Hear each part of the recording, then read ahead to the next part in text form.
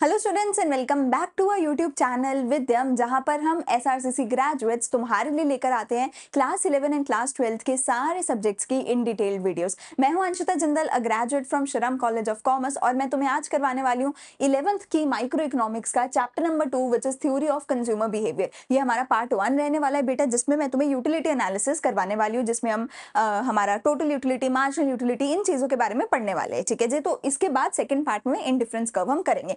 अभी आज के लिए देखो, ये हम नोट्स की मदद से पढ़ने वाले, प्लस इन नोट्स में से मैं तुम्हें जो है सिर्फ मेनली डेफिनेशंस करवाऊंगी, एंड बाकी जितना भी समझाने वाला पोर्शन है वो सारा मैं खुद तुम्हें अपने नोट से, अपने खुद से लिख लिख के करवाने वाली हूँ। सो मेरा तुम लोगों से यही सजेशन है कि जितना मैं यहाँ पर लिखूंगी, साथ साथ तुम सारी चीजें लिखते जाओ, साथ साथ सारी चीजें नोट डाउन करते जाओ, क्योंकि माइक्रो इकोनॉमिक्स या ओवरऑल इकोनॉमिक्स का सब्जेक्ट सिर्फ सुनने से नहीं होगा। बिजनेस स्टडीज सिर्फ सुनने से भी काफी हद तक हो जाएगा, पर इकोनॉमिक्स सिर्फ सुनने से नहीं होगा। इकोनॉमिक्स अगर तुमने करनी है तो साथ साथ नोट्स बनाने पड़ेंगे। इकोनॉमिक्स को 2x पे चला के छोड़ दिया और हो गया, वो नहीं हो सकता। मैं ये सारे नोट्स तुम्हें भेजूंगी, ठीक है, टेलीग्राम पे अपलोड कर दूंगी। आज की डेट में टेलीग्राम पे तुम्हें ये मिल जाएंगे, ठीक है, टेलीग्राम का लिंक डिस्क्रिप्शन में मिल जाएगा। लेकिन अलॉन्ग विद द नोट्स जो जो चीजें मैं लिख रही हूँ सारी चीजें तुम लिखोगे। मैं इन नोट्स में से सिर्फ तुम्हें मेजर मेजर डेफिनेशंस करवाऊंगी, ठीक है, जैसे कि यहाँ पर एक डेफिनेशन है तो सिर्फ डेफिनेशन पढ़ाऊंगी। समझाने वाला सारा पार्ट मैं खुद लिख के कराऊंगी, जो तुम्हें भी एज इट इज अपनी कॉपी में नोट डाउन करना होगा। तो हेडिंग डाल लो, कॉपी लगा लो, एक कॉपी में हेडिंग डाल लो, चैप्टर नंबर 2 कंज्यूमर बिहेवियर, ठीक है, उसमें भी हेडिंग डाल लो यूटिलिटी एनालिसिस, जो हम आज करने वाले हैं। तो यहाँ पर मैंने ना कुछ एक डेफिनेशंस को यहाँ पर ऑलरेडी हाईलाइट कर रखा है, ताकि जब मैं तुम्हें नोट शेयर करूँ तुम ऑलरेडी इन डेफिनेशंस को अच्छे से याद कर सको। ठीक है, तो यहाँ पर देखो, सबसे पहले मेरे पास चैप्टर का नाम आता है कंज्यूमर बिहेवियर, या फिर काफी बार तुम्हें तुम्हारे बुक में चैप्टर का नाम देखने को मिलेगा कंज्यूमर इक्विलिब्रियम। तुम्हारे चैप्टर का नाम तुम्हें देखने को मिलेगा कंज्यूमर इक्विलिब्रियम। तो हमारे चैप्टर का नाम दो अक्षरों से मिलकर बना है, तो हम इन दोनों अक्षरों का मतलब समझेंगे। सबसे पहला वर्ड मेरे पास आता है कंज्यूमर, और फिर मेरे पास वर्ड आता है इक्विलिब्रियम। इन दोनों का मतलब क्या है? देखो, कंज्यूमर का मतलब होता है कोई भी ऐसा इंसान जो कोई भी चीज को यूज कर रहा है। हम यहाँ पे नोट्स की मदद से समझते हैं सारे के सारे, मैं तुम्हें खुद लिख लिख के समझाने वाली हूँ। तो सबसे पहला देखो वर्ड मेरे पास यहाँ पे आता है विच इज कंज्यूमर। ठीक है, कंज्यूमर का देखो मतलब होता है बेटा कोई भी ऐसा इंसान जो किसी भी चीज को यूज कर रहा है। एक चीज यहाँ पे ध्यान रखना, जरूरी नहीं है कि कंज्यूमर ने उस चीज को बाय भी कराओ। फॉर एग्जाम्पल, अगर तुम एक ट्यूशन क्लासेस पे पढ़ने जाते हो तो तुम्हारे माँ बाप तुम्हारे लिए उस ट्यूशन क्लासेस को खरीदेंगे, पेमेंट करेंगे, लेकिन उसको ट्यूशन क्लासेस को यूज तुम करोगे। तुम्हारे कपड़े, तुम्हारे जूते, तुम्हारा कोई भी सामान तुम्हारे माँ बाप खरीद के लाएंगे, पर उसको यूज तुम करोगे। और अगर तुम बोलोगे कि नहीं मम्मा मुझे अच्छा नहीं लग रहा, तो तुम्हारे पेरेंट्स उसको नहीं खरीदेंगे। So decision is in your hands. ठीक है, तो यहाँ पर यूज कौन कर रहा है? तुम कर रहे हो। तो तुम कौन हो? एक्चुअल में कस्टमर, कंज्यूमर हो। और यहाँ पर इसी कंज्यूमर के, उस इंसान के जो हमारे सामान को यूज कर रहा है, उसके बिहेवियर को हम समझेंगे, not one who is buying. जरूरी नहीं है कि जो बाय कर रहे हैं, जो यूज कर रहे हैं वो सेम हो। सेम भी हो सकता है कि तुमने खुद अपने लिए कुछ खरीदा और यूज कर लिया, बट डिफरेंट भी हो सकता है। तो मैं उसके बिहेवियर को समझूंगी, जो सामान को नॉट जस्ट खरीद रहा है बल्कि सामान को यूज कर रहा है, उसके बिहेवियर को यहाँ पर मैं समझना चाहती हूँ। दूसरा मेरे पास वर्ड आता है इक्विलिब्रियम। दूसरा मेरे पास वर्ड क्या आता है? इक्विलिब्रियम। इक्विलिब्रियम का देखो बेटा मतलब होता है स्टेट ऑफ, इक्विलिब्रियम का देखो मतलब क्या होता है? स्टेट। इक्विलिब्रियम का मतलब लिखोगे अपनी कॉपी में तुम, स्टेट ऑफ रेस्ट या फिर पोजीशन ऑफ रेस्ट। इक्विलिब्रियम का क्या मतलब होता है जी? इक्विलिब्रियम का मतलब होता है स्टेट ऑफ रेस्ट, यानी कि एक ऐसी स्टेट जहां पर तुम रेस्ट में हो। जैसे कि होता है ना कि हम पूरे दिन में थक हार के काम करके रात को जाके जब बेड पे लेटते हैं, हम इतने थके हुए होते हैं कि हमारा दिल करता है उठ के लाइट भी बंद ना करे, उठ के हमें पंखा भी तेज ना करना पड़े, वॉशरूम ना जाना पड़े, बस मैं बेड पे पड़ा रहूं, मैं इतना थका हुआ हूं। वो होती है हमारी स्टेट ऑफ रेस्ट, जब मैं हिलना चाहता ही नहीं हूं अपनी जगह से। मैं बेड पे पड़ी हूं तो पड़ी हूं, मैं हिलना चाहती ही नहीं हूं अपनी जगह से। That is the position of rest, state of rest, equilibrium. जहां पर मैं कहती हूँ कि कुछ भी हो जाए, मैं अपनी जगह से हिलना नहीं चाहती हूँ। कोई बात नहीं यार, लाइट मम्मी आके बंद कर देगी, मैं हिलना नहीं चाहती हूँ। तो मैं कह रही हूँ कंज्यूमर मेरा कब स्टेट ऑफ रेस्ट में आएगा, कब वो इक्विलिब्रियम में आएगा। अब इसका मतलब क्या है? कंज्यूमर बेड से हिले ना, इसका ये मतलब है? नहीं, इसका ये मतलब है कि कंज्यूमर बाजार में जाएगा, वो बाजार में सोचेगा मैं ये खरीद लेता हूँ, ये खरीद लेता हूँ, नहीं ये नहीं खरीदूंगा, नहीं वो खरीदता हूँ, या ये खरीदूं या वो खरीदूं। कंज्यूमर बहुत सारे डिसीजन लेगा, कंज्यूमर बहुत सारे प्रोडक्ट्स को देखेगा, कुछ को खरीदेगा, कुछ को नहीं खरीदेगा, कुछ को फ्यूचर के लिए रखेगा, अलग अलग तरीके से सोचेगा। बट मुझे कंज्यूमर का वो वाला पॉइंट ढूंढना है जिस पॉइंट पे कंज्यूमर आके बोले कि अब मेरा डिसीजन फाइनल है, अब मैं इतना ये मैंने खरीद लिया, अब मुझे कुछ और चाहिए ही नहीं, अब मुझे कुछ और चाहिए ही नहीं। ठीक है, तो हम क्या बोल रहे हैं? कंज्यूमर पहले कंफ्यूज कंफ्यूज्ड होगा, डिसाइड करेगा ये खरीदूं कि वो खरीदूं। अच्छा खरीदना है तो कितने यूनिट खरीदूं, किस रेट पे खरीदूं। जब कंज्यूमर ने सब कुछ डिसाइड कर लिया और कंज्यूमर मुझे लिखित में दे रहा है कि भैया मैं जो है तुम्हारे से 2 किलो एप्पल खरीदने को तैयार हूं और 100 रुपए के भाव में खरीदने को तैयार हूं, और कंज्यूमर बोलता है अब अगर तुमने मुझे 2 kilo Apple at the rate of 100 rupees देने हैं तो दे दे, वरना मैं घर जा रहा हूं, मेरा डिसीजन फाइनल है। तो जब कंज्यूमर अपना डिसीजन फाइनल कर लेता है और बोलता है अब मैं अपने डिसीजन से हिलने वाला नहीं हूं, मुझे 2 किलो 100 में चाहिए, देना है तो दे वरना मत दे, ठीक है, तो उसको मैं क्या बोलती हूँ, इक्विलिब्रियम का स्टेट। जब कंज्यूमर फाइनल डिसाइड कर लेता है कि मुझे तो इतना ही करना है, वो स्टेट कौन सा होता है, इक्विलिब्रियम कहाँ पे आता है, जब कंज्यूमर ना बेटा मिनिमम अपने रिसोर्सेज में, अपनी मिनिमम कॉस्ट में, या जो भी जितना भी खर्चा वो करना चाहता है, मिनिमम एक्सपेंडिचर में अपनी मैक्सिमम सेटिस्फैक्शन निकाल ले, मैक्सिमम सेटिस्फैक्शन उसको मिल जाए with the given income, with the given पैसा जो भी तुम खर्च करना चाहते हो। तो मैंने क्या बोला, तुम कंज्यूमर हो जो तुम सामान यूज कर रहे हो, अगर तुम सामान को यूज कर रहे हो तो तुम उस सामान के कंज्यूमर हो, ठीक है। अब तुम डिसाइड करोगे कि मैं खरीदूं कि नहीं खरीदूं, खरीदूं तो कितने यूनिट खरीदूं, 2 किलो 3 किलो 4 किलो, अच्छा खरीदूं तो किस रेट पे खरीदूं, खरीदूं कहां से कैसे खरीदूं, ये सब, ठीक है। अब मैं कहती हूँ अगर कंज्यूमर एक ऐसे पॉइंट पे आ जाए जहां पे उसका डिसीजन फाइनल हो जाए कि मैं इस रेट पे इतना सामान खरीदने को तैयार हो, उस स्टेट को क्या बोलेंगे, इक्विलिब्रियम। ये स्टेट कौन सी होगी, जहां पे कंज्यूमर अपने मिनिमम पैसे में अपनी मैक्सिमम सेटिस्फैक्शन, मैक्सिमम खुशी ढूंढ ले, तो उस पॉइंट को कंज्यूमर इक्विलिब्रियम का पॉइंट मैं बोलूंगी। और इसी पॉइंट को ढूंढने के लिए हम ये पूरी महाभारत करेंगे, ये पूरा चैप्टर इसी पॉइंट को ढूंढने के लिए पढ़ेंगे, कंज्यूमर कब सबसे ज्यादा खुश होगा अपने पैसे खर्च करके और कब इक्विलिब्रियम में आएगा, इसी स्टेट को हम ढूंढेंगे। आई होप ये चीज क्लियर हो गई होगी। पूरे चैप्टर का एक क्रक्स मैंने तुम्हें यहाँ पर बताया है। तो सबसे पहली चीज आती है भैया, कंज्यूमर कौन है, a person who purchases goods and services for the satisfaction of needs and wants. Consumer is the end user, वो एंड यूजर है कि वो उस सामान को खुद से यूज कर रहा है, वो उस सामान को रीसेल नहीं कर रहा है, वो बंदा हमारे लिए क्या हो जाएगा जी, कंज्यूमर हो जाएगा। तुम यहाँ पे देख सकते हो कि लाइन में सब लोग खड़े हैं कि मैं ये सामान खरीदने को तैयार हूं, ये सारे हमारे क्या है, कंज्यूमर हैं, ठीक है जी। अगली चीज देखो, मेरे पास एक इंपॉर्टेंट वर्ड यहाँ पर आता है विच इज यूटिलिटी। अब इसके बारे में हम समझते हैं, ठीक है। तो मैंने तुम्हें अभी तक क्या बोला कि भैया मेरा कंज्यूमर जब इक्विलिब्रियम में आएगा तो मैं उस स्टेट को ढूंढ रहा हूँ। इक्विलिब्रियम कब आएगा, जब वो मिनिमम पैसे में मैक्सिमम खुशी ढूंढ लेगा। तो मैं यहाँ पे कंज्यूमर की खुशी ढूंढना चाहती हूँ, ठीक है, मैं यहाँ पे कंज्यूमर की हैप्पीनेस ढूंढना चाहती हूँ, कंज्यूमर कब खुश होगा और मैक्सिमम खुश होगा, या मैं कह सकती हूँ मैं यहाँ पे कंज्यूमर की सेटिस्फैक्शन लेवल को देखना चाहती हूँ, मैं यहाँ पे कंज्यूमर के सेटिस्फैक्शन लेवल को देखना चाहती हूँ। तुम एक चीज सोच के देखो, तुम अगर कुछ भी खरीद रहे हो, कोई कपड़ा खरीद रहे हो, कोई जूते खरीद रहे हो, कोई गाड़ी खरीद रहे हो, कोई टॉय खरीद रहे हो, पेन खरीद रहे हो, बुक्स खरीद रहे हो, बैग्स खरीद रहे हो, ठीक है, whatever you are purchasing, तुम इसलिए खरीद रहे हो क्योंकि वो तुम्हें कुछ ना कुछ सेटिस्फैक्शन दे रहा है। चाहे वो तुम्हारे दोस्तों में तुम्हारा भाई नाम बना रहे कि अरे भाई उसके पास तो वो चीज है, इट सेटिस्फाइज यू कि भाई हाँ देखो मेरे पास कितनी अच्छी चीज है। तो टेक्निकली कंज्यूमर अगर कुछ भी खरीद रहा है, तुम अगर कभी भी कोई भी चीज खरीद रहे हो, तुम इसलिए खरीद रहे हो क्योंकि वो तुम्हें सेटिस्फैक्शन दे रहा है। अगर तुम बाजार में जाके ठंडा ठंडा कोल्ड ड्रिंक पी रहे हो, वो इसलिए पी रहे हो क्योंकि वो सेटिस्फैक्शन दे रहा है। अगर बाजार में से जाके जंक फूड खा रहे हो, वो इसलिए खा रहे हो क्योंकि वो तुम्हें सेटिस्फैक्शन दे रहा है कि बड़ी मजा आ गया, आज तो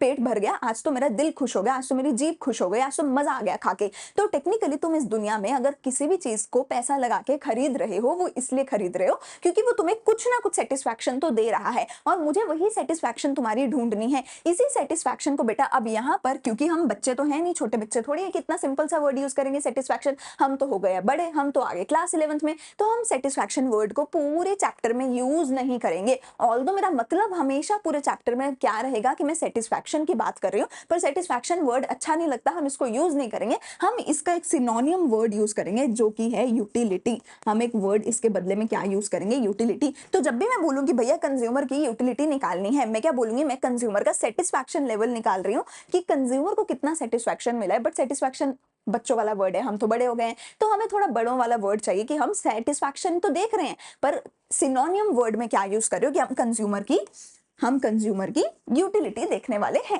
यहां तक चीज समझ आ गई। तो टेक्निकली अब यूटिलिटी क्या हुआ भैया, अब यूटिलिटी की तुम डेफिनेशन देख लो। Concept of utility shows the capacity of a commodity to satisfy, कि एक कोई भी चीज, कमोडिटी मतलब कोई भी प्रोडक्ट कितना सेटिस्फाई कर रहा है हमारी वांट्स को। It is the want satisfying power of a commodity. किसी भी प्रोडक्ट की वांट सेटिस्फाइंग पावर को हम क्या बोलेंगे, यूटिलिटी बोलेंगे, ठीक है। Utility is the satisfaction actual और expected derived from the consumption of a commodity. जब भी तुमने किसी चीज को कंज्यूम किया, उससे जो भी तुम्हें यूटिलिटी मिल रही है, उससे जो भी तुम्हें सेटिस्फैक्शन मिल रही है, ठीक है, उसको मैं यूटिलिटी बोलती हूँ। ये यूटिलिटी हर इंसान के लिए अलग होगी।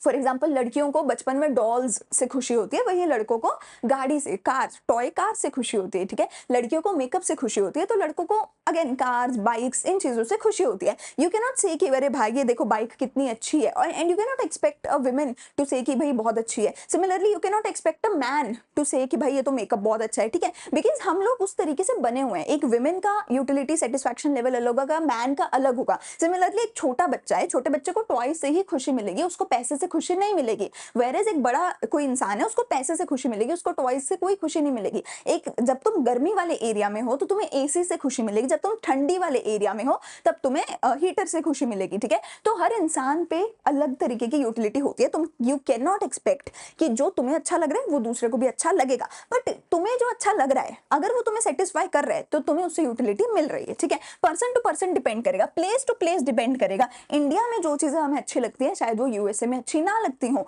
और जो यूएसए के लोगों को अच्छी लगती है वो इंडिया के लोगों को अच्छी नहीं लगती होंगी। This is very obvious thing, ठीक है। टाइम टू टाइम हर वक्त यूटिलिटी डिफर करती है। जैसे मैंने बोला कि गर्मी के वक्त हमें एसी से यूटिलिटी मिलती है, सर्दी के वक्त हमें हीटर से यूटिलिटी मिलती है। तो time to time utility differ कर सकती है, people to people utility differ कर सकती है, प्लेस टू प्लेस डिफर कर सकती है। एक और चीज, यूटिलिटी का मतलब तो होता है यूजफुलनेस, ठीक है, लेकिन जरूरी नहीं है कि अगर कोई चीज से तुम्हें यूटिलिटी मिल रही है तो तुम्हारे लिए वो यूजफुल हो। मैंने क्या बोला, जरूरी नहीं है कि अगर कोई चीज से तुम्हें यूटिलिटी मिल रही है तो वो तुम्हारे लिए यूजफुल हो। जैसे कि टॉय से बच्चे को यूटिलिटी मिलती है, पर टॉय उसका कोई यूज थोड़ी आ रहा है, उसको कुछ काम थोड़ी आ रहा है, ठीक है। वो बच्चा उससे कुछ सीख नहीं रहा, बच्चा मे बी कुछ भी यूज नहीं कर रहा है टॉय को, वो जस्ट उसको खुशी दे रहा है और कुछ नहीं है। सिमिलरली तुम यहाँ पर देखो जैसे कि अल्कोहल है, ठीक है, अल्कोहल तुम्हारे लिए यूजलेस है, ठीक है। दारू, अल्कोहल, शराब सबके लिए यूजलेस है, वो तुम्हारी बॉडी को खराब कर रही है, तुम्हारे लिए इनफैक्ट नेगेटिव इंपैक्ट डाल रही है वो तुम्हारे ऊपर,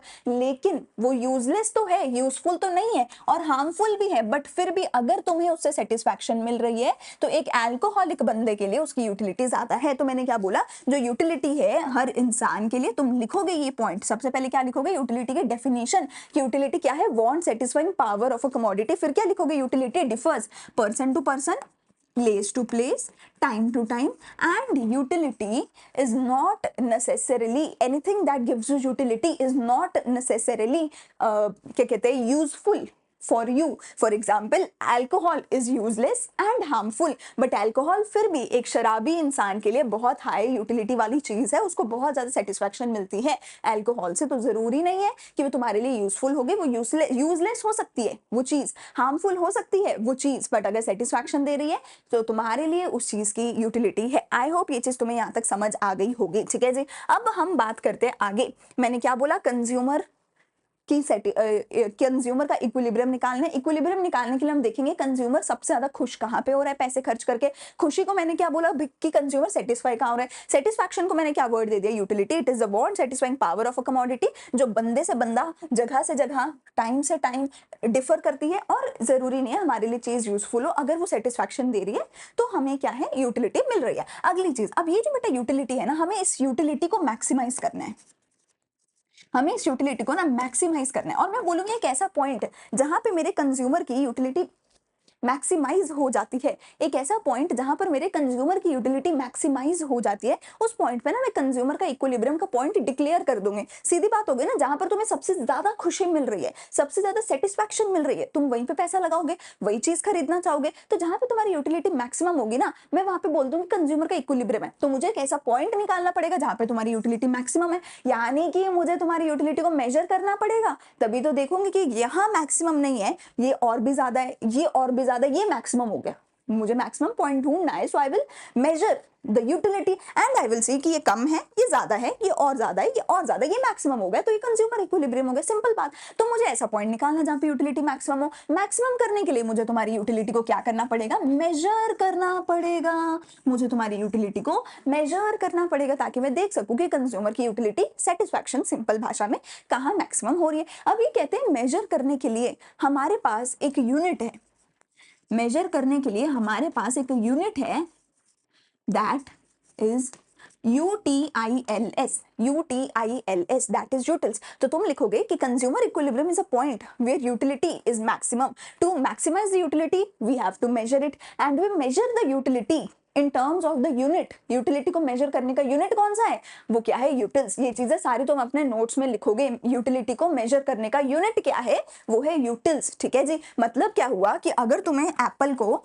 को अगर तुम मेजर करते हो कि 2 kg एप्पल है, डिस्टेंस 2 किलोमीटर है, ठीक है, तो वेट को तुम मेजर करते हो, पानी को तुम मेजर कर सकते हो, मिल्क को तुम मेजर कर सकते हो, लीटर कितना है। सिमिलरली अगर तुम्हें यूटिलिटी को मेजर करना है तो तुम फिर से बोलोगे कि 2 यूटिल्स की यूटिलिटी है। So this is the measuring unit of utility, that is called as utils. लेकिन बेटा यहाँ पर भी ना बहुत ज्यादा विवाद हो गया था। यहाँ पर भी ना हमारे जैसे बीजेपी और कांग्रेस की आपस में बनती नहीं है, विवाद हो जाता है, वो उसके अगेंस्ट है, वो उसके अगेंस्ट है। यहाँ पर भी ना थोड़ा सा विवाद हो गया था हमारे इकोनॉमिस्ट के बीच में। तो हमारे इकोनॉमिस्ट ने पता है क्या बोला, हमारे इकोनॉमिस्ट कहते हैं कि ना तुम मुझे एक बात बताओ, अगर तुम्हारी मम्मी तुमसे पूछे, बाजार में खड़े हो तुम और मम्मी पूछे कि बेटा जी मैं एप्पल खरीदूं या फिर मैं ऑरेंज खरीदूं, तुम्हें बेटा क्या अच्छा लगता है, क्या तुम एप्पल खाना चाहते हो या क्या तुम ऑरेंज खाना चाहते हो, तुम क्या खाना चाहते हो। ठीक है, मम्मी ने तुमसे पूछा, तो मम्मी को किस हिसाब से जवाब दोगे, मम्मी एप्पल ना मुझे 10 यूटिल्स की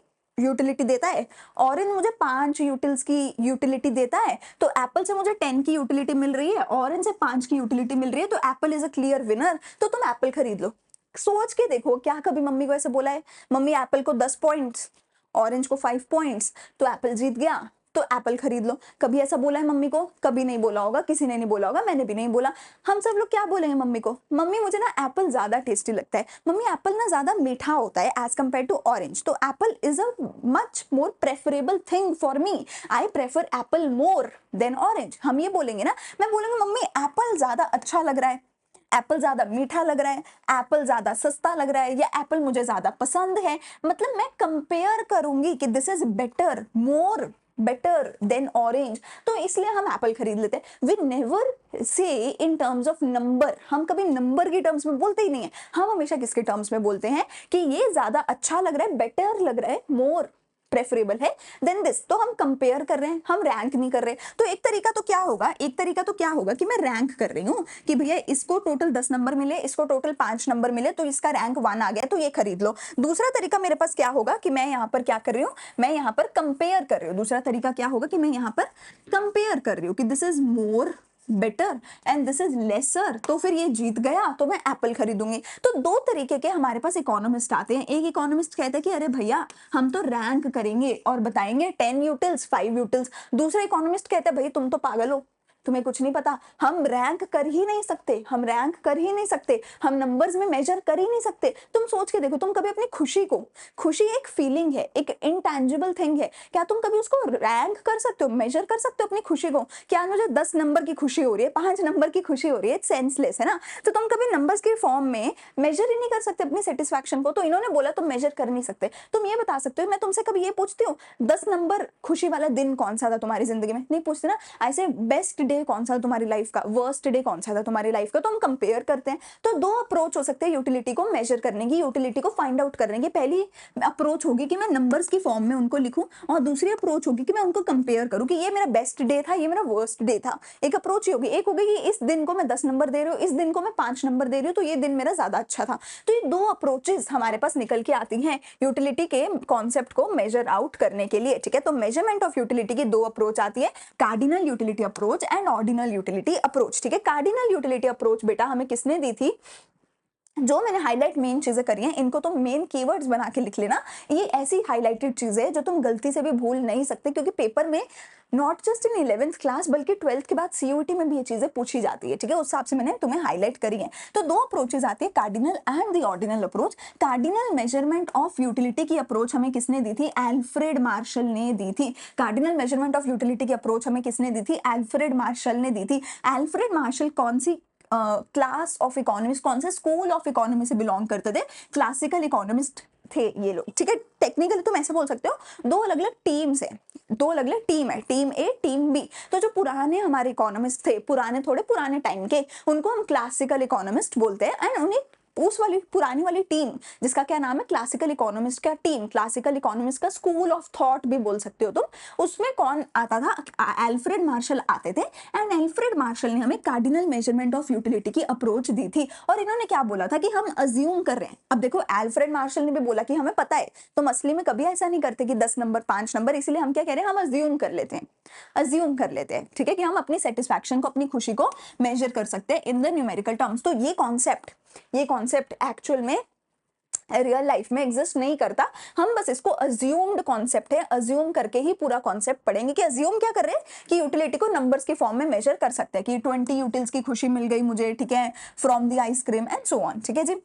अच्छा, ऑर्डिनल मेजरमेंट ऑफ यूटिलिटी मुझे किसने दिया, ऑर्डिनल मेजरमेंट ऑफ यूटिलिटी का कॉन्सेप्ट मुझे दिया जे.आर. हिक्स ने। अगेन नाम लिखोगे जे.आर. हिक्स। दूसरा टीम हमारा कौन सा, पहला टीम क्या था, क्लासिकल इकोनॉमिस्ट, थोड़े पुराने।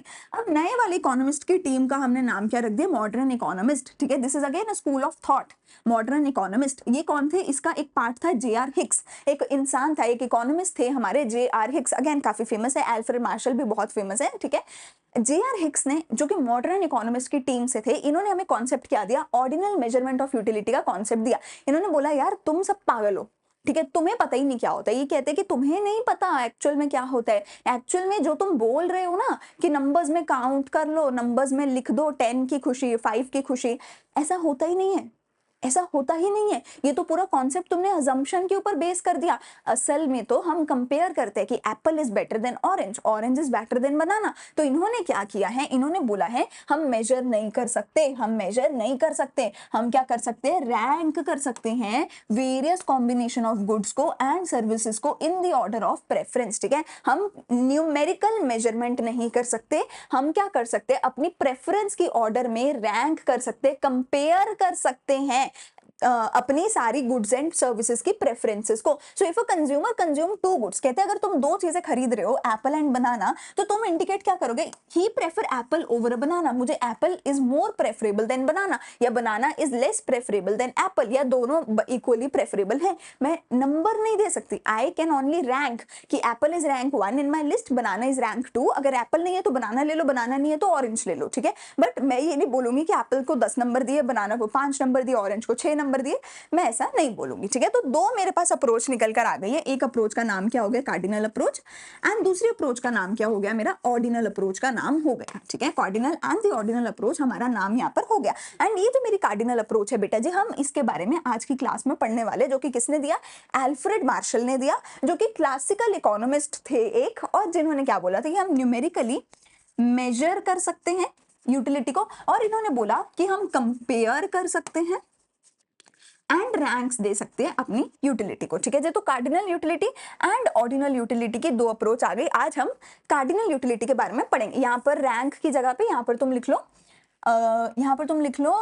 न्यूमेरिकल मेजरमेंट, ठीक है। एक मेरे पास क्या था, न्यूमेरिकल मेजरमेंट का था, जो कार्डिनल अप्रोच था, अल्फ्रेड मार्शल ने, क्लासिकल इकोनॉमिस्ट ने दिया था। दूसरा क्या था, कंपेयर करोगे, रैंक करोगे, और ये जे.आर. हिक्स ने दिया था, जो मॉडर्न इकोनॉमिस्ट थे, और इसको हम ऑर्डिनल यूटिलिटी अप्रोच बोल सकते हैं, ठीक है जी। आई होप तुम्हें यहाँ तक सारी चीज समझ आ गई होगी। यहाँ तक पूरा हमारे चैप्टर का था इंट्रो। अब आगे हमने करना है हमारा कार्डिनल मेजरमेंट ऑफ यूटिलिटी वाला अप्रोच, जो कि हमें अल्फ्रेड मार्शल ने दिया था। एक पूरी क्लास इनके ऊपर रहने वाली है, और एक पूरी क्लास हमारी ऑर्डिनल मेजरमेंट पे, इंडिफरेंस कर्व वाले टॉपिक पे रहने वाली है। तो अब बात करते हैं हम सबसे पहले हमारी कार्डिनल यूटिलिटी अप्रोच के बारे में, ठीक है। सबसे पहले अब हम बात करेंगे कार्डिनल यूटिलिटी वाली अप्रोच के बारे में। तो एक बार फिर से अब हेडिंग डाल लो तुम, कार्डिनल मेजरमेंट ऑफ यूटिलिटी। क्या हेडिंग डालोगे तुम, कार्डिनल मेजरमेंट ऑफ यूटिलिटी। अब इसमें सबसे पहली चीज तुम क्या लिखोगे कि किसने दिया, मुझे अल्फ्रेड मार्शल ने दिया। अगर तुमने लिख लिया तो दोबारा मत लिखना, मैं तुम्हें बता रही हूँ क्या क्या तुम्हें लिखना है। अल्फ्रेड मार्शल ने दिया, जो कि कौन थे, एक क्लासिकल इकोनॉमिस्ट थे, ठीक है। और इन्होंने क्या बोला कि हम न्यूमेरिकली मेजर कर सकते हैं। किसको न्यूमेरिकली मेजर कर सकते हैं, यूटिलिटी को मेजर कर सकते हैं। मेजर करने का यूनिट क्या होगा हमारे पास, मेजर करने का यूनिट मेरे पास क्या होगा, वो होगा यूटिल्स। अगली चीज, जो मेन इंपॉर्टेंट चीज इन्होंने बोली, इन्होंने एक और चीज बोली मुझे, कहते हैं तुम एक चीज सोच के देखो, ठीक है। अब थोड़ा सा इकोनॉमिक्स से बाहर निकलो, असली जिंदगी के बारे में सोचो। 2 मिनट अपनी जिंदगी के बारे में सोचते हैं हम, ठीक है। अगर मैं ये बोलूँ कि यार मेरे दोस्त के पास ना मैंने ना एक ऐसी-ऐसी गाड़ी देखी है, मेरे दोस्त के पास ना मैंने एक ऐसे-ऐसे कपड़े देखे हैं, ऐसे-ऐसे टॉयज़ देखे हैं या बैग देखा है या व्हाटएवर मुझे देखा है, तो मुझे नहीं लगता कि अगर मेरे दोस्त के पास वो चीज़ है तो मुझे भी लगेगा यार मेरे पास भी ये होना चाहिए। फिर चाहे मेरे पास कुछ भी हो, तुमने ये चीज़ सुनी होगी ना, इंसान को वो चीज़ अच्छी लगती है जो उसके पास नहीं होती। इंसान के पास जो होता है ना वो उसको अच्छा लगता ही नहीं है। जो इंसान के पास नहीं होता ना हमेशा इंसान को वही अच्छा लगता है। हमेशा दूर के ढोल हमें सुहावने लगते हैं। खुद के पास जो है उसकी वैल्यू हम करते ही नहीं है। जो दूसरे के पास है वो बहुत अच्छा लगता है। और एक और चीज़ बताऊँ, जो दूसरे के पास है, अगर मान लो कल को वो चीज़ मेरे पास आ जाए तो हमें फिर वो भी बुरी लगने लग जाती है। आज जो मेरे पास है वो अच्छा नहीं लग रहा, जो दूसरे के पास है वो अच्छा लग रहा है। जो दूसरे के पास है अगर कल को वो भी मेरे पास आ जाए तो फिर मुझे वो भी बुरा लगने लग जाएगा। क्यों? क्योंकि अब तो वो हमारे पास आ गया। और इंसान के पास जैसे ही कोई चीज़ आती है वो उसको बुरी लगने लग जाती है। बहुत सिंपल सी एग्जांपल है। अगर मैं कहती हूँ कि आज तुम्हें आइसक्रीम्स अच्छी लगती है, जब तक तुम्हारे मम्मी-पापा टोकेंगे कि आइसक्रीम नहीं खानी, तब तक वो अच्छी लगेगी, आइसक्रीम ही खानी है। जिस दिन तुम्हारे माँ-बाप ने बोल दिया ना कि भाई सारा दिन बैठ के आइसक्रीम ही खा और कुछ नहीं मिलेगा, सुबह भी आइसक्रीम, दोपहर को भी, रात को भी आइसक्रीम ही आइसक्रीम, अगले दिन से तुम बोलोगे पापा आज के बाद मैं आइसक्रीम नहीं खाऊंगा। समझ रहे हो? अगर तुम्हारे पास एक गाड़ी नहीं है, ठीक है, तो पहले दिन तुम्हें दिल करेगा कि गाड़ी चाहिए, गाड़ी चाहिए, गाड़ी चाहिए। फिर जिस दिन गाड़ी मिल गई और अच्छी गाड़ी चाहिए, फिर और अच्छी मिल गई तो और अच्छी गाड़ी चाहिए, फिर उस गाड़ी में और हमें एडवांसमेंट चाहिए, कुछ और चाहिए, ठीक है। तो टेक्निकली जो इंसान के पास नहीं है वो उसको बहुत अच्छा लगता है, और जो इंसान के पास आ जाए वो उसको बुरा लगने लग जाता है, ठीक है। और अगर वही चीज हमारे ऊपर और ज्यादा थोपी जाए वो और बुरी लगने लग जाएगी। तो सिंपली अगर तुम्हें माँ-बाप तुम्हारे बहुत ज़्यादा फ़ोर्स करते हैं कि पढ़ाई करो, तुम्हें वो अच्छी नहीं लगती है, एंड जिस दिन तुम्हारी पढ़ाई छूट जाएगी ना, ट्रस्ट मी, अब मेरी खुद की पढ़ाई नहीं होती है इतनी ज़्यादा, तो अब मुझे दिल करता है यार कोई किताब पढ़ लेते हैं चलो उठा के, ठीक है? तो जब भी हमारे पास कोई चीज़ नहीं होती, हमें वो अच्छी लगती है, और जब-जब इंसान के पास कोई चीज़ आने लग जाती है, वो बुरी लगने लग जाती है। इसको अगर मैं यहाँ पर लिख कर तुम्हें बताऊँ, तो सिंपल कहने का मतलब है कि जिस चीज़ का अमाउंट तुम्हारे पास ज़्यादा होने लग जाता है, किसी भी चीज़ का अमाउंट अगर तुम्हारे पास ज़्यादा होने लग जाता है, उस चीज़ से मिलने वाली सैटिस्फैक्शन तुम्हारी कम होने लग जाती है। तुम ये चीज़ अपने रिलेशनशिप्स में भी देख लेना, ठीक है? कि जो इंसान तुम्हारे लिए हमेशा अवेलेबल है, ठीक है? तुमने 1 घंटे बजाई और तुम्हारा कोई दोस्त अगर ऐसा है जो आ जाएगा, उसकी कदर होनी कम हो जाएगी। वर्सेस कोई बंदा है जिसको तुम मैसेज करते हो, वो तुम्हारा मैसेज सीन पे छोड़ देता है, वो तुम्हारे मैसेज का जवाब नहीं देता है 2-2 दिन तक। तुम्हारा दिमाग वहीं पे रहेगा, यार इसने 2 दिन से मेरा मैसेज का जवाब नहीं दिया। जो तुम्हारे मैसेज का साथ के साथ जवाब दे रहे हैं, तुम उसको तवज्जो ही नहीं दोगे। जो तुम्हारे मैसेज का 2 दिन तक जवाब नहीं देगा, तुम उसको इंपॉर्टेंस दोगे, यार 2 दिन तक जवाब नहीं दिया, यार क्या करूँ, मेरा मैसेज सीन पे छोड़ दिया। So technically each and everything in this world, उस पे ये चीज़ अप्लाई होती है कि जो चीज़ तुम्हारे पास नहीं है, वो अच्छी लगती है। जैसे-जैसे कोई चीज़ का अमाउंट तुम्हारे पास ज़्यादा होने लग जाता है, कोई इंसान ज़्यादा अमाउंट, ज़्यादा टाइम में तुम्हारे पास अवेलेबल होने लग जाता है, उससे मिलने वाली सैटिस्फैक्शन, या सिंपल भाषा में, इकोनॉमिक्स की भाषा में बोला जाए तो बेटा जी, उससे मिलने वाली यूटिलिटी कम होने लग जाती है। यही चीज़ हमारे माँ-बाप के साथ भी करते हैं हम, पता है? हमारे दोस्त ना, या हमारे गर्लफ्रेंड, बॉयफ्रेंड, वो हमें टाइम नहीं देते ना, तो वो बहुत अच्छे लगते हैं। हमारे माँ-बाप जो बचपन से हमें इतना टाइम दे रहे हैं, हमें इतना ज़्यादा हर चीज़ में हमारे साथ खड़े हैं, वो हमें बुरे लगने लग जाते हैं। क्यों? क्योंकि वो ज़्यादा टाइम तक हमारे साथ हैं। वो उन्होंने अपना सारा टाइम हमें दे रखा है, तो उनसे मिलने वाली यूटिलिटी कम होने लग जाती है। ठीक है ना? तो इसी चीज़ से रिलेटेड हमारे पंजाब में गाना भी होता था बहुत पहले, कि तुम लड़कियों को तो हर रोज़ पूछते हो कि कॉफ़ी पियोगी, कॉफ़ी पियोगी? कभी अपने माँ-बाप को पूछा है कि पानी भी पी लो? तो टेक्निकली जो चीज़ तुम्हारे पास ज़्यादा होने लग जाती है, उससे मिलने वाली खुशी कम होने लग जाती है। इसी चीज़ को हमने इकोनॉमिक्स में, हमारे अल्फ्रेड मार्शल ने बहुत ही प्यार से यहाँ पर हमें समझाया है विद अ लॉ। इसी चीज़ को समझाने के लिए एक लॉ ही बना दिया। वो कहते हैं, अल्फ्रेड मार्शल कहते हैं, दुनिया में हर एक इंसान पे, हर एक चीज़ पे ये चीज़ लागू होती है, और जो चीज़ सब पे लागू होती है ना भैया, उसका इकोनॉमिक्स में हम लॉ बना देते हैं। ठीक है? लॉ का क्या मतलब होता है कि सरकार ने कोई लॉ बना दिया तो उसको तोड़ नहीं सकते। तो लॉ उसी चीज़ का बनाया जाता है जो सब पे लागू होती है और जो टूटता नहीं है, जो सच में 100% ट्रुथ होता है। तो इसी चीज़ के ऊपर ना हमारे अल्फ्रेड मार्शल जी ने क्या बना दिया, एक law of diminishing, sorry, Alfred Marshall ने लॉ नहीं बनाया था, law of diminishing marginal utility. Alfred Marshall ने लॉ नहीं बनाया था, बल्कि अल्फ्रेड मार्शल का जो कार्डिनल यूटिलिटी का कॉन्सेप्ट है, उसके अंदर हमने ये लॉ पढ़ा है। ठीक है? यूटिलिटी का कॉन्सेप्ट हमारा कौन लेकर आए हैं? कार्डिनल यूटिलिटी का कॉन्सेप्ट हमारे लेकर के आए हैं अल्फ्रेड मार्शल। उसके अंदर हम ये लॉ पढ़ेंगे, जिस लॉ का क्या नाम है, law of diminishing marginal utility. ठीक है? मैं आपको यहाँ पे दिखाती हूँ। हमारे लॉ का नाम होगा law of diminishing marginal utility. ठीक है जी, ये लॉ हमारे को देखो किसने दिया है, ये लॉ हमें दिया है गॉसन ने। ये लॉ हमें किसने दिया है, गॉसन ने दिया है। ये जो कॉन्सेप्ट है कार्डिनल यूटिलिटी का, ये कॉन्सेप्ट हमें किसने दिया है, एल्फ्रेड मार्शल ने दिया है। उसके अंदर ये लॉ हमें किसने दिया है, गॉसन ने दिया है। तो हम इसको क्या बोलते हैं, गॉसन्स फर्स्ट लॉ ऑफ कंजम्पशन। हम इसको क्या बोलते हैं, गॉसन का फर्स्ट लॉ ऑफ कंजम्पशन बोलते हैं। एच गॉसन ने हमें ये लॉ दिया है। It is also known as the fundamental law of satisfaction, इसका ये नाम भी है, या फिर इसको फंडामेंटल साइकोलॉजिकल लॉ भी बोला जाता है, या फिर इसको गॉसन का फर्स्ट लॉ ऑफ कंजम्पशन भी बोला जाता है। तो अगर तुमसे पूछा जाए भैया गॉसन ने कौन सा लॉ दिया है हमें, गॉसन का फर्स्ट लॉ ऑफ कंजम्पशन क्या है, तो वो क्या है, law of diminishing marginal utility. Law के नीचे सबसे पहले ये जो मैंने हाईलाइट करी हुई है लाइन, सबसे पहले इसको तुम नोट डाउन करोगे, जहां पे तुमने लॉ की हेडिंग लिखी है उसके नीचे सबसे पहले ये लिखोगे। अब तुम्हारा ये लॉ क्या बोलता है, अब इसके ऊपर थोड़ी सी चर्चा करते हैं। ठीक है जी, law of diminishing marginal utility अब मुझे क्या कहता है, मेरा law of diminishing marginal utility क्या कहता है। यूटिलिटी का मतलब तुम्हें सबको पता है, सबसे पहले इन सबका मतलब लिखते हैं। लॉ का देखो मतलब क्या होता है, लॉ टेक्निकली लॉ क्या होता है हमारा बेटा, यूनिवर्सल ट्रूथ होता है। जो चीज हमेशा सच होती है ना, यूनिवर्सल ट्रूथ होती है ना, उसका हम लॉ बनाते हैं। यूटिलिटी का क्या मतलब होता है, यूटिलिटी का मतलब होता है सेटिस्फैक्शन, ये भी हमें पता है। डिमिनिश का मतलब क्या होता है, डिमिनिशिंग भी वर्ड है। डिमिनिश का मतलब क्या होता है, गिरना, डिक्रीज होना। डिमिनिश का मतलब क्या होता है, डिक्रीज होना, गिरना। ठीक है, एक और वर्ड बचा मार्जिनल, इसका मतलब समझो।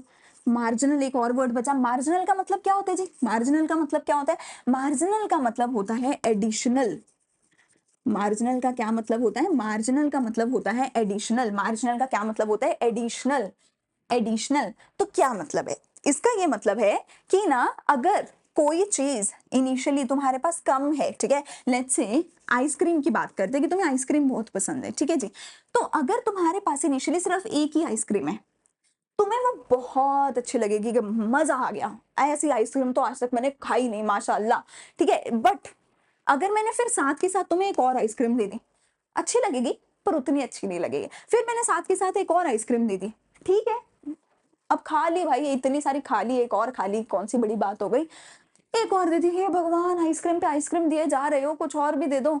फिर एक और दे दी, पांचवी आइसक्रीम दे दी, बस हो गया, अब पेट भी भर गया, गिल्ट भी होने लग गया कि अरे डायबिटीज ही होगा, अब तो सीधा इतनी आइसक्रीम खा ली है, और अब आइसक्रीम अच्छी भी नहीं लग रही है यार, अब कितनी सारी हम खा रहे हैं। क्योंकि मैंने ऑलरेडी बोला, जो चीज दूर दूर होती है, जब आइसक्रीम नहीं मिल रही थी तो बहुत अच्छी लग रही थी, जब मिली जा रही है मिले जा रही है मिले जा रही है तो बुरी लगने लग गई है, अब अच्छी नहीं लग रही है। ठीक है ना, सो मार्जिनल से क्या मतलब है, एडिशनल, कि जब मैं एक एडिशनल यूनिट किसी भी चीज का कंज्यूम करती हूँ, एक एडिशनल यूनिट, एक और एडिशनल यूनिट किसी भी चीज का कंज्यूम करती हूं, तो उस एडिशनल यूनिट से मिलने वाली खुशी कम होने लग जाती है।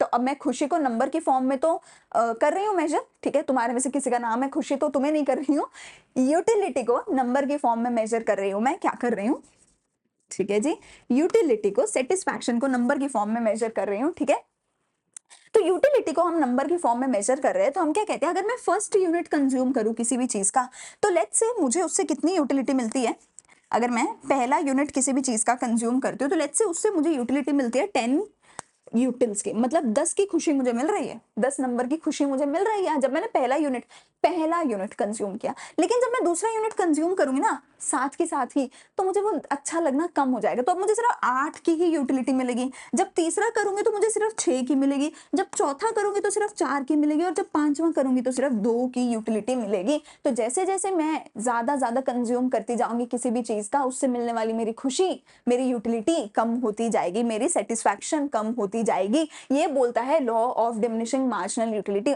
डिमिनिश मतलब गिर रहा है, क्या गिर रहा है, सेटिस्फैक्शन। यूटिलिटी कौन सी यूटिलिटी, मार्जिनल वाली यूटिलिटी। मार्जिनल माने तो एक एडिशनल यूनिट को, ठीक है, फर्स्ट से इतना, सेकंड से इतना, थर्ड से इतना, फोर्थ से इतना, फिफ्थ से इतना, एक एडिशनल यूनिट कंज्यूम करने पे जो एडिशनल यूटिलिटी मुझे मिल रही थी वो लगातार कम होती जाएगी। एक और बात बताती हूँ, अब एक और चीज सुन लो मेरी, कि अगर मैंने फिर भी नहीं मैं रुकी, अगर मैंने 6th यूनिट भी कंज्यूम किया तो यूटिलिटी मेरी मार्जिनल कितनी हो जाएगी, 0। फिर भी अगर मैंने 7th यूनिट भी दे दिया तो मेरी मार्जिनल यूटिलिटी क्या हो जाएगी, माइनस की, नेगेटिव की 2।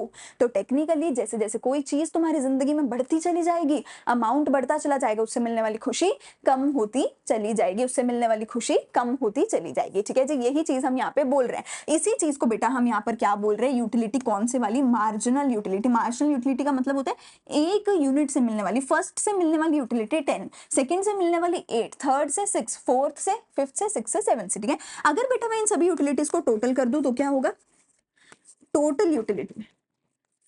टोटल यूटिलिटी कैसे निकालूंगी, पहले यूनिट की टोटल यूटिलिटी कितनी है 10, पहले 2 यूनिट्स की कितनी है। देखो अगर मैं कहती हूँ सेकेंड यूनिट से कितनी मिली है, तो सेकेंड यूनिट से मुझे मिली है 8, सेकेंड यूनिट से कितनी मिली है 8। अगर मैं कहती हूँ टोटल 2 यूनिट्स, टोटल 2 यूनिट्स से मुझे कितनी मिली है, तो वो कितनी मिली है 10 + 8 = 18।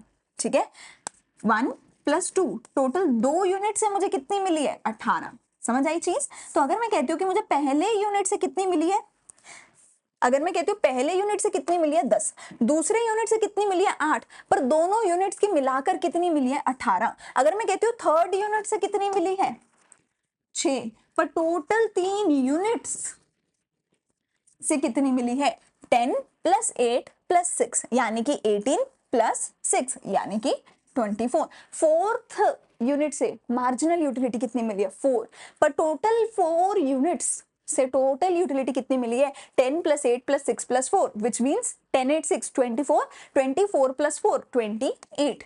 अब 5 यूनिट्स से टोटल कितना मिला 30, 28 + 2 30, 30 + 0 30, 30 - 2 28। तो टोटल यूटिलिटी बेटा जी अगर मुझे निकालनी है, मैं कैसे निकालूंगी, टोटल यूटिलिटी निकालने के लिए मैं क्या करूंगी, सारे मार्जिनल यूटिलिटीज को प्लस कर दूंगी। अगर मैं तुमसे पूछती हूँ 5 यूनिट्स की टोटल यूटिलिटी कितनी है, तो मैं पहले 5 यूनिट्स की मार्जिनल यूटिलिटी को प्लस कर दूंगी। 6 यूनिट्स पे टीयू कितना है, तो पहले 6 यूनिट्स के एमयू को प्लस कर दूंगी। अच्छा अगर इसका प्लस करके ये आता है, तो अगर मैं इसको माइनस कर दूं तो यहाँ पहुंच जाऊंगी।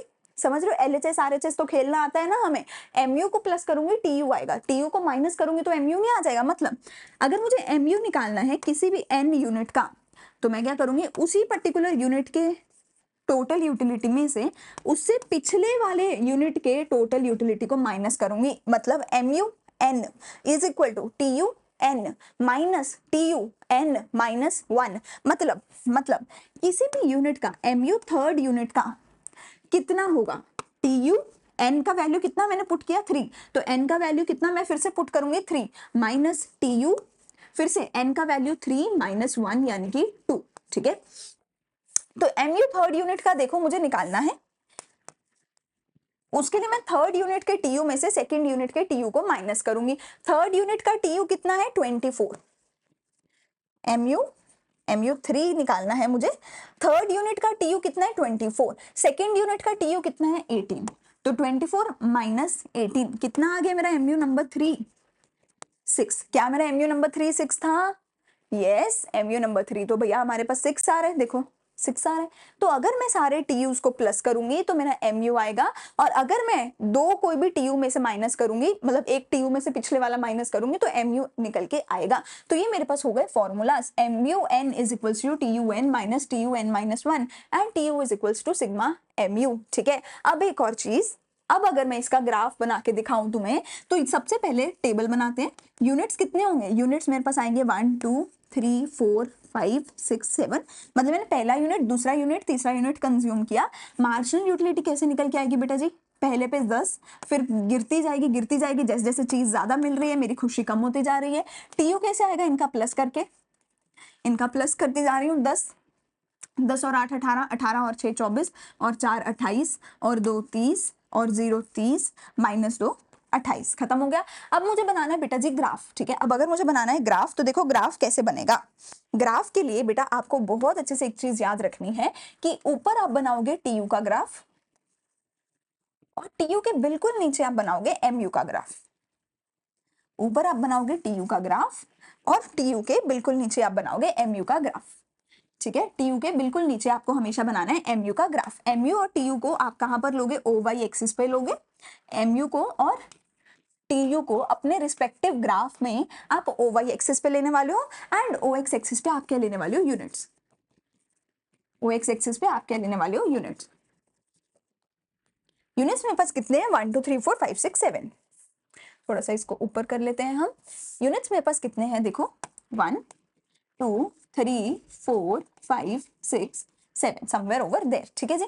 फिर से 1 2 3 4 5 6 7 ग्राफ साथ साथ मेरे बनाओगे, जैसे इसमें बनाती जा रही हूँ साथ साथ खुद से अपने हाथ से बनाते जाओगे। सिर्फ कॉपी पेस्ट करने से कि मैंने एक बार बना दिया तुमने पूरा बना लिया बाद में, या सिर्फ देखने से नहीं होगा। ग्राफ बहुत सारे आने वाले, बहुत सारे। ये तो एक छोटा सा बच्चा है, इसके बाद तो आगे बहुत मुश्किल मुश्किल ग्राफ आने वाले हैं। सो जहां जैसे जैसे ग्राफ बनाती जा रही हूँ साथ साथ बनाते जाओ। अगर अभी तक नहीं बनाया तो पॉज करके या पीछे बैक करके पूरा पहले बनाओ, फिर आगे देखना, ठीक है। तो एमयू का ग्राफ देखो, एमयू का ग्राफ जब यूनिट 1 है, जब यूनिट 1 है तो एमयू 10 है। अच्छा एमयू बना लेते हैं हम, 2 4 6 8, यहाँ कहीं हमारा चलो 10 लगा दिया मैंने, ठीक है। इसके ऊपर मैंने y कर दिया और इसको मैंने थोड़ा सा नेगेटिव में भी खींच दिया, इधर -2 कर दिया। जब पहला यूनिट है तो एमयू कितना है, 10 है, यहाँ पे पॉइंट लगा दिया। फिर 8 पे और 2 पे एक पॉइंट लगा दिया, ऐसे ही फिर 6 और 3 पे लगा दिया, फिर 4 एंड 4 पे लगा दिया, 2 एंड 5 पे लगा दिया, 6 और 0 पे लगा दिया एंड 7 एंड -2 पे लगा दिया। देखो ठीक है ना, पहले एमयू 10 था तो 10 और 1 पे लगा दिया, फिर 8 और 2 पे लगा दिया, ठीक है जी। ऐसे ही इन सभी पॉइंट्स को मैंने प्लॉट कर दिया। आई थिंक ग्राफ तो तुम्हें प्लॉट करना आ ही गया होगा अब तक, ठीक है ना। अब हम देखो इन्हीं सभी पॉइंट्स को जोड़ देते हैं। इन सब पॉइंट्स को जैसे ही मैंने जोड़ा, ऐसे एक लाइन निकल के आगे which will be a straight line. मैंने थोड़ा सा फ्री हैंड बनाया है बट तुम्हारी एक स्ट्रेट लाइन आनी चाहिए। इसका ग्राफ का मैं यहाँ पर नाम क्या लिखने वाली हूँ, एमयू मार्जिनल यूटिलिटी। अब देखते हैं टोटल यूटिलिटी का ग्राफ। तो पहले यूनिट पे टीयू है 10 से लेके 30 तक बनाना है। हम 5 का ग्राफ ले लेते हैं, 5 10 15 20, इसको ऊपर से रब कर देते हैं 25 एंड 30, ठीक है। तो पहले यूनिट पे टोटल यूटिलिटी कितनी है, 10 है यहाँ पे। फिर मेरे टोटल यूटिलिटी कितनी है, 18 है, ठीक है। दूसरे यूनिट पे मेरी टोटल यूटिलिटी कितनी है, दूसरे यूनिट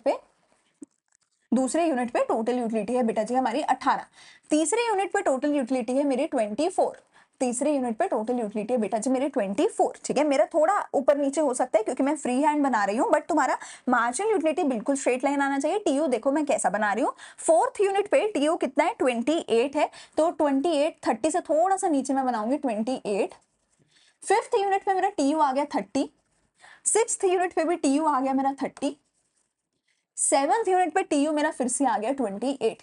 अब अगर मैं इन सभी पॉइंट्स को जोड़ूंगी तो मेरा टोटल यूटिलिटी का ग्राफ बन जाएगा। ये स्ट्रेट लाइन नहीं होगी तो ये ऐसे करके ऐसे चला जाएगा। ये क्या हो जाएगा, टोटल यूटिलिटी। ये क्या हो जाएगा, टोटल यूटिलिटी। तो यहाँ पर मैंने तुम्हें क्या दिखाया, मार्जिनल यूटिलिटी नीचे की तरफ जाती हुई एक स्ट्रेट लाइन है जो ऊपर से शुरू होगी नीचे जाएगी लगातार, जीरो होगी, जीरो के बाद नेगेटिव होगी। टीयू नीचे से शुरू होगा ऊपर जाएगा, ऊपर जाके मैक्सिमम होगा, मैक्सिमम होने के बाद वापस से नीचे गिरेगा। अब यहाँ पर एक और चीज देखना, जहां पर टीयू मैक्सिमम है एग्जैक्टली उसी पॉइंट पे मार्जिनल यूटिलिटी 0 है। जहां पर टीयू मैक्सिमम है एग्जैक्टली उसी पॉइंट पे मार्जिनल यूटिलिटी 0 है। ये मेरा रिलेशन बनेगा एग्जैक्ट एमयू और टीयू का, और ये मेरा ग्राफ बनेगा law of diminishing marginal utility का भी, ठीक है। तो देखो हमारा जो law of diminishing marginal utility है, सबसे पहले टीयू एमयू मैं आपको दिखा देती हूँ। सबसे पहले हम टीयू और एमयू को देख लेते हैं, ठीक है। टीयू मेरा देखो क्या है, टीयू क्या है, refers to the total satisfaction obtained from the consumption of all the possible units of a commodity, ठीक है। टीयू का ग्राफ कुछ ऐसा बनेगा, टीयू नीचे से शुरू होगा, ऊपर जाएगा, एक पॉइंट पे मैक्सिमम होगा और फिर वापस नीचे गिर जाएगा, ठीक है। मार्जिनल यूटिलिटी क्या है, additional utility derived from the consumption of one more unit of the commodity. एक एक्स्ट्रा यूनिट कंज्यूम करोगे तो कितना एडिशनल यूटिलिटी मिल रहा है, ठीक है। अब एमयू के लिए ये चीज टेबल तो मैंने आपको दिखाई दिया है, टेबल आप मेरे वाला बना सकते हो। एमयू तुम्हारा ऊपर से आएगा लगातार और नीचे जाएगा, फिर जीरो होके नेगेटिव भी चला जाता है मेरा मार्जिनल यूटिलिटी, ठीक है। टीयू हो गया, टीयू को माइनस करते जाओगे तो एमयू आ जाएगा, ये भी मैंने तुम्हें बता दिया है, ठीक है जी। देखो एग्जैक्टली ये ग्राफ आपका बनेगा कि ऊपर होगा मेरा टोटल यूटिलिटी, उसके बिल्कुल नीचे होगा मार्जिनल यूटिलिटी। जहां पर एमयू 0 होगा एग्जैक्टली उसी पॉइंट पर टीयू जो है वो मैक्सिमम होगा, not at this point, at this point, ठीक है। जहां पर इस वाले पॉइंट पे जहां पर एमयू 0 होगा एग्जैक्टली उसी पॉइंट पे टीयू मैक्सिमम होगा, ठीक है। और यहाँ पे तुम इसका देख सकते हो रिलेशन, यहाँ पर तुम इसका देख सकते हो रिलेशन, ठीक है जी। कि टीयू जो है, मैं आपको सिंपल भाषा में बताती हूँ, जब तक मेरा मार्जिनल यूटिलिटी पॉजिटिव है, देखो जब तक मेरा मार्जिनल यूटिलिटी पॉजिटिव है यानी कि इस पूरे एरिया में, तब तक मेरा जो टोटल यूटिलिटी है वो इंक्रीज होता है, तब तक टोटल यूटिलिटी इंक्रीज होता है। जब मेरा मार्जिनल यूटिलिटी जीरो हो जाता है तो टोटल यूटिलिटी मैक्सिमम हो जाता है। तुम देख ही सकते हो ग्राफ में से, जैसे ही mu जीरो हुआ टीयू मैक्सिमम हुआ, और जब मेरा मार्जिनल यूटिलिटी नेगेटिव में चला जाता है, यानी कि यहाँ पे नेगेटिव में आ गया, तो मेरा जो टीयू है वो डिक्लाइन होने लग जाएगा। तो मेरा जो टोटल यूटिलिटी है वो डिक्लाइन होने लग जाएगा। तो हमारे पास रिलेशन क्या आ गया कि जब तक mu पॉजिटिव है टीयू बढ़ता रहेगा। नंबर 2, जब mu जीरो होगा तो टीयू मैक्सिमम होगा। नंबर 2 हो गया। नंबर 3 क्या है, mu नेगेटिव होगा तो टीयू गिरने लग जाएगा। ये पूरे रिलेशन बन गए मेरे mu और टीयू के। अगर तुम्हें लिखित में आ जाए what are the relation between mu and TU, तुम ये लिख कर आओगे।